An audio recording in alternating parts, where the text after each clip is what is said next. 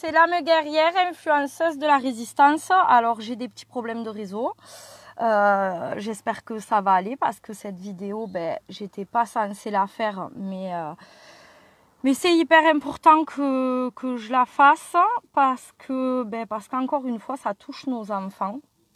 Et quand on est bien occupé à vaquer dans nos occupations du quotidien, hein, on ne voit pas ce qui passe, parce qu'on n'est pas tous les jours en train de regarder les lois qui passent, etc. Même si franchement, je pense qu'il faudrait vraiment le faire parce que c'est une honte ce qu'ils sont en train de faire. Et donc je vais vous lire, je vais vous lire et je vais vous demander d'aller chercher et je vais vous demander de partager vraiment cette vidéo, de la partager en masse, de partager les documents. Je vais faire un post dessus, donc il va falloir partager ça et que voilà, les parents se soulèvent parce que c'est bien beau, hein, on pense à nos enfants, c'est Noël, on va leur acheter des cadeaux.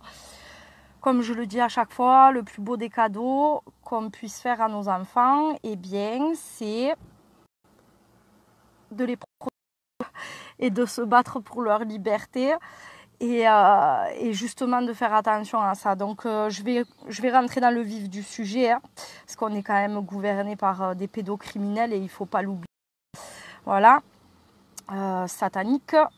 Donc, ça remarche. Juste quand je veux parler de ça, ça se coupe.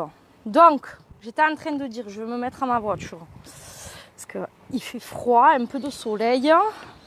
Donc, j'étais en train de dire, de vous lire cet arrêté du 10 novembre. D'accord? Donc, c'est hyper important. Moi, je viens de l'apprendre aujourd'hui, maintenant, donc je fais la vidéo maintenant. Hein. Notice, cet arrêté a pour objet de supprimer les modalités de consultation du fichier judiciaire automatisé des auteurs d'infractions sexuelles ou violentes lors de l'agrément des assistants maternels. Référence, le texte est pris en application de l'article 421-3 du Code de l'action sociale et des familles. Donc voilà, là, comment vous dire que c'est quand même assez grave, comment on peut prendre un arrêté.